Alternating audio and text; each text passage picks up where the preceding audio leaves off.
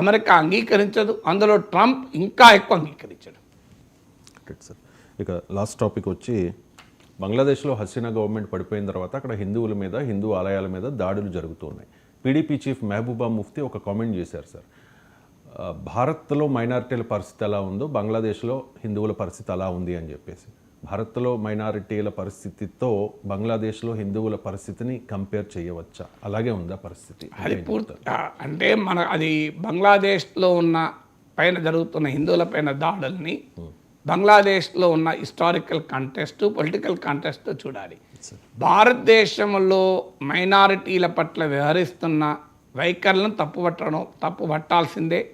ఈ వైఖరి వల్ల కూడా మనకు క్రెడిబిలిటీ పోతుంది. ఇప్పుడు ప్రపంచ దేశాలు ఇప్పటికీ కూడా అమెరికా, మీరు ఇటీవల ఆర్ఎస్ఎస్ పిలిపించింది, అమెరికా గ్లోబల్ మద్దతు మనము కూడగట్టాలి. బంగ్లాదేశ్లో హిందువులపైన జరుగుతున్న దాడులు కరెక్ట్, అది ఆర్ఎస్ఎస్ ఇచ్చిన స్టేట్మెంట్. బంగ్లాదేశ్లో హిందువులపైన జరుగుతున్న దాడులకు వ్యతిరేకంగా ప్రపంచ మద్దతును భారతదేశం కూడగట్టాలి. కానీ మీరు కూడగొడుతున్నారా మోడీ ప్రభుత్వం?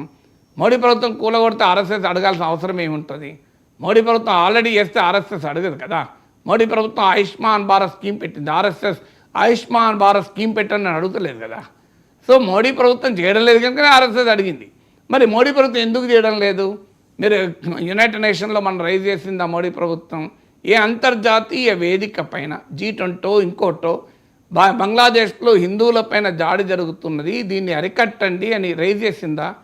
మీరు కాశ్మీర్ ఇష్యూ వస్తే ఆర్గనైజేషన్ ఆఫ్ ఇస్లామిక్ కంట్రీస్ నుంచి మొదలుకొని చాలా దేశాలు మన భారత్కు వ్యతిరేకంగా మాట్లాడుతుంటాయి.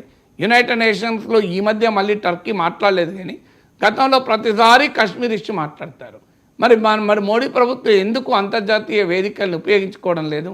బంగ్లాదేశ్లో మానవ హక్కులు, హిందువులనే కాదా, హిందువులు, ముస్లింలు, హిందువులు, క్రైస్తవులు, ఇలా అన్ని రకాల మైనారిటీలపైన దుర్మార్గ దాడులు జరుగుతున్నాయి కదా. మరి మోడీ ప్రభుత్వం ఎందుకు ప్రపంచ మద్దతు కూడగట్టడం లేదు? కారణం ఏంటి అంటే ఆ పని అడిగితే మరుక్షణం అమెరికాలో, యూరోప్లో అడిగేది ఏంటంటే అయ్యా నీ దేశంలో ఏం జరుగుతుంది అని అడుగుతారు. నీ దేశంలో మైనారిటీల పట్ల మీ ప్రభుత్వంలో నాయకత్వం ఇస్తున్న పార్టీలో కొందరు మూకదారుల పేరిట, రకరకాల వ్యాఖ్యల పేరిట, ఉత్తరప్రదేశ్లో ఆహారం గురించి మీ కాంట్రవర్సీస్ ఏంటి రోజు మీ దేశంలో జరుగుతున్నాయని అడుగుతారు. ఎందుకంటే ఇది నేను చెప్పడం కాదు, యునైటెడ్ స్టేట్స్ ప్రభుత్వ రిలీజియస్ ఫ్రీడమ్ నివేదికలోనే భారత్ తప్పు పట్టారు. అందువల్లనే మీకు మోడీ ప్రభుత్వం అడగడం లేదు, అడగలేకపోతున్నారు.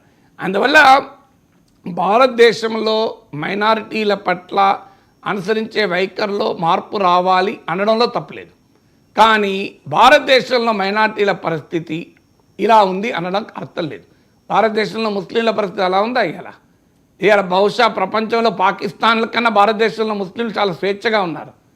సో అందువల్ల భారతదేశంలో ముస్లింల పరిస్థితుల పైన ఎగ్జాగరేషన్ చేయడం కూడా కరెక్ట్ కాదు, అండర్మైన్ చేయకూడదు. కరెక్టే, మైనార్టీలకు వ్యతిరేకంగా జరుగుతున్న వాటిని మనం వ్యతిరేకించాల్సిందే సెక్యులరిస్టులుగా.